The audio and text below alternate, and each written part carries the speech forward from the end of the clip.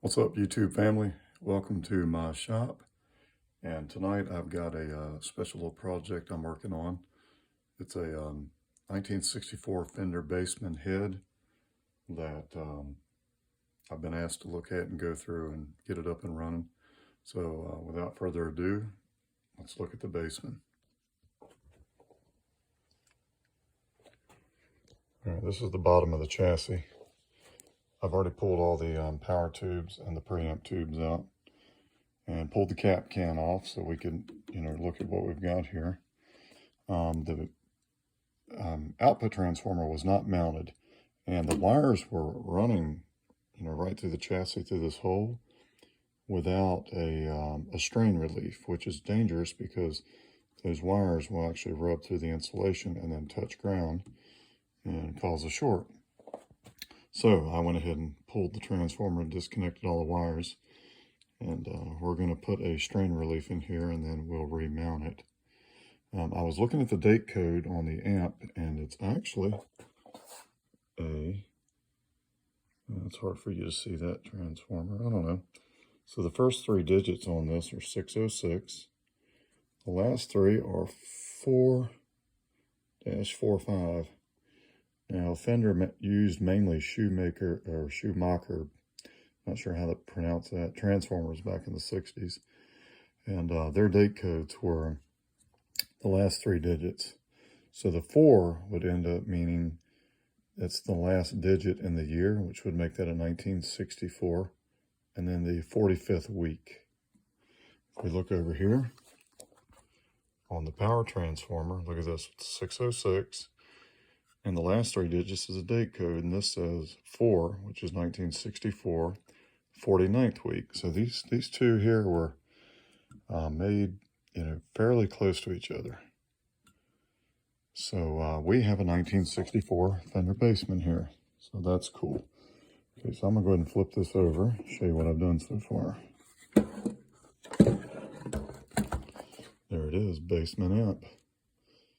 Fender Musical Instruments. So we know that that was pre-CBS amplifier when it says Fender Musical Instruments. Because when CBS bought Fender, they actually changed the name to, I believe it was Fender Electric Instruments. So, let's kind of give you the rundown on the faceplate, bass instrument. There's your normal channel. Very simple layout as far as the controls. There's no reverb, no vibrato. Of course, this amp was actually designed and built for bass guitar players. However, if you plug a guitar into it and crank it up through a good cabinet, it's a wonderful sounding guitar amp. So a little bit about what I've done so far. I've replaced these electrolytic capacitors here. And actually, this is what was in here. This was the original capacitor. Well, over 50 years old, it's definitely time to replace the electrolytics. So this is actually 2 capacitors in one envelope, or one container. And since I didn't have anything like that, I just twisted the 2 negative leads together, cut one of them off, and then soldered it into the eyelet board. And then the positive terminals here going out to the vacuum tube. As you can see, those are soldered in here. Same thing over here. I had another capacitor similar to that. It was mounted here as well. So that's been upgraded. And I also upgraded my negative bias supply electrolytic capacitor as well. That had a, let's see here. Capacitor that it had was a 25 microfarad at 50 volts. The thing about these amps is that they typically run over 50 volts. So I like to use at least 100 volt value. On this one here, I used 150 volt because that's all I had, which is fine. I mean, this thing should last a long time in here. So we're good to go there. Another thing I've done is I've removed the death cap. There was a capacitor that was wired in here and grounded. And this switch here, it's a death cap switch. We're going to basically unwire all that. We're going to rewire the main power supply to improve the reliability of the amp. And let's see. Oh yeah, what I've been spending the last 30 minutes on it or better was, if you notice the green wires here, they go over here to the light bulb. Here's the power light. And also here is the 6.3 volt power supply from the transformer. And what that does is it provides power for the light when the amp is turned on. And it also, we also have a connection point there for the heater wires. And that's what these green twisted wires are. They go over to the heater sockets on the, or for the tube sockets. And what's really important for these is that you have a nice tight twist. Now these were twisted okay from the factory when it was first built, but it was kind of sloppy.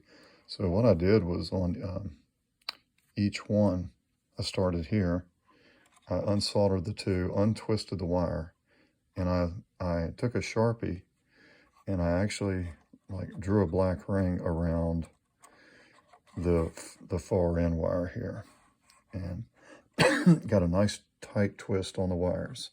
See how tight that is? That's going to help to cancel out hum that gets picked up in the amp. Excuse me. So we want to eliminate as much noise in the amp as possible. You know, when a musician is playing his instrument through an amplifier, he does not want a lot of unwanted noise. And these amps, they could be pretty noisy from the factory. You know, they were trying to build them and get them out the door because the orders were coming in, and they wanted to be able to get them, you know, get them delivered. So sometimes, you know, it takes longer to do all this work here to make them right. And for me, it's a labor of love, you know, trying to restore one of these and get them back to better than original condition. So I try to take the time to do these things. But I want to make sure that the wire, the polarity, you've noticed there's two different terminals on this tube socket that has a heater wire. So what I want to do is make sure that the wire that's on this that gets twisted ends up over here on this end and not on this side. Because if I cross them over, then I'm going to have a polarity reversal issue, and it's going to make for a noisy amp. So I made sure I went through each one of these, tightened up the twist, and got the polarity correct. And there we go. So that's nice. You know, as you notice, you want these wires to be kind of high up off the tubes also, kind of keep them away, because the vacuum tubes they're amplifying, you know, a signal. So you want to keep this nice and high above the tube sockets, like we've done here. So I do notice that somebody has changed some of the resistors in the amp over the years. They put a new power cord in, which is a very good thing. They probably should have removed the death cap and eliminated this switch, though, at the time when they did that. I'm going to go ahead and do that while I'm in this amp, because I want it to be safe and I want it to be dependable. So that being said, well, I'll tell you, I want to show you something else if I can find that transformer. What did I do with that bad boy? I don't know, let's take a tour of the shop, see if we can find it. We've got a lot of stuff in here. Let's see, there's an amp I'm building. Nice super reverb clone. All right, where did I put that transformer now? Tell you what, a mine is a terrible thing to lose here. I know, I'm messy. You can say it.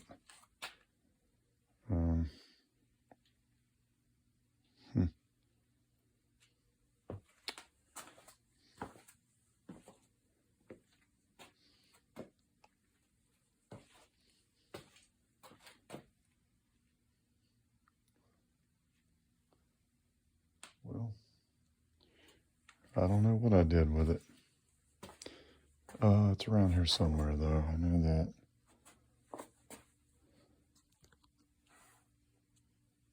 Oh, by the way, I also have my It's a great book to have if you're tinkering with amps. I'll go ahead and show you this real quick. It's a desktop reference of hip vintage guitar amps by Gerald Weber. And I actually found the model of this amp. It's actually an AA864. There's a couple of amps in here really close to each other. This is the first year of the Blackface Bassman, well, 63, 64. The 6G6B was a brown face. That was one of the brown amps. And then we go to the Blackface 1963, 64 time frame. And I definitely identified the amp on the bench as the AA864 layout. So anyway, this is a great book to have because it's got a lot of schematics in it. Tons of schematics for Fender amps. And they are very helpful, especially if you're trying to identify the circuit of an amp. Oh, look what I found. So, here I've got this transformer. It's the output transformer, and look at what I found. Look at this. I am not very fond of that, so I'm going to see what we can do to figure this out. I can tell you, this is probably, I don't know if that's a stock transformer for this amp or not. Hard to tell. Hard to tell. This amp, let's see what it used. 6L6 GC output tubes. Okay. Well, we'll have to do a little research on that transformer and see what we can figure out. Let's look at the back of this chassis. Oh, it's heavy.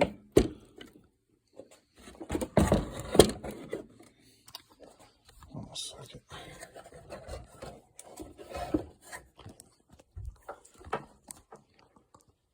There we go.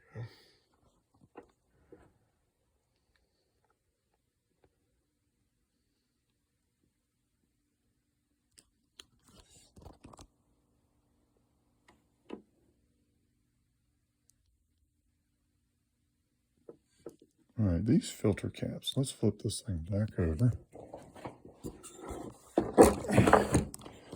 All right, these electrolytics, they have 30 microfarad here and here. Those are supposed to be 20s, and then they have a 40. Then they have two 68s. Now, I believe the 68s are okay, because let's look at the book here. And we can actually look at our capacitors here. So these are the two main filter caps. And there are two 70 microfarad caps at 350 volts in parallel with each other. So, no, I'm sorry, they're in series with each other. Okay, so those will be okay. Now, if we come over here and we look at our electrolytics, that is our negative DC power supply for the biasing of the output tubes. That shows a 2550. Over here we've got a 20 microfarad filter cap. We've also got a 20 and a 20. So there's three 20s in here is what came stock on this amp. And if we go back, we've got 30, 30, and a 40. So I'm probably going to put this thing back to stock. I've also got some cleaning to do here, as you can tell. This thing's really been rode hard and put away wet. I'm going to go through and tighten the, or tension the tube sockets and clean them with deoxit. Make sure they're in good condition. And so the preamp tubes go. I mean, this is that's some ugly work. I mean, who would do that? Come on, guys. But anyway, we're going to clean it all up, and once we get it done, I'll come back and shoot another video. You can see the finished product, and we'll actually, once we get it up and running, we'll do a guitar video and play through it and see how it sounds. So anyway, until then.